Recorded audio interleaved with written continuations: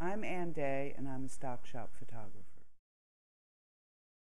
What interested me first was my grandmother. I photographed my grandmother all throughout my teenage years. She had a fascinating face, very lively, kind of wrinkly and bird-like. She looked like George O'Keeffe in a way. And she would always say, "Why don't you take pictures of something pretty?"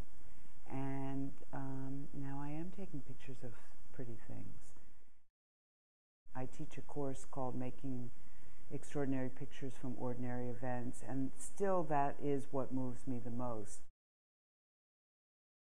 I worked as a photojournalist in my 20s and early 30s.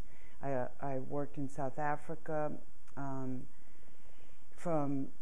in the late 80s, in the period leading up to when Nelson Mandela came out of prison, and that was exciting. I worked in various places around the world.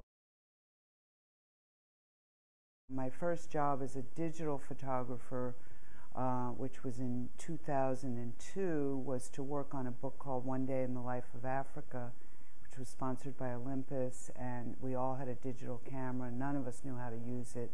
We had 100 of the world's greatest photojournalists in Africa. Everybody had a digital camera, and most of us had a secret film camera in our bags because we were not sure that the digital camera was going to actually be able to take a picture.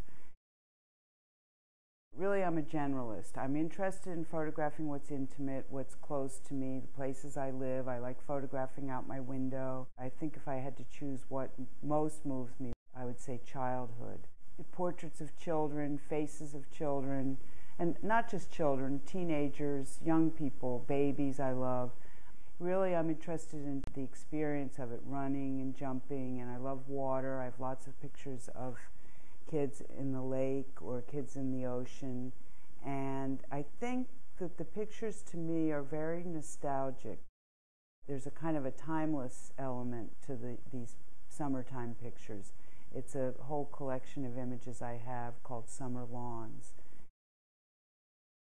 I do believe that interesting pictures are everywhere. In fact, when I teach, I show pictures by other photographers, by great photographers, but I never show a picture that my students couldn't have taken themselves.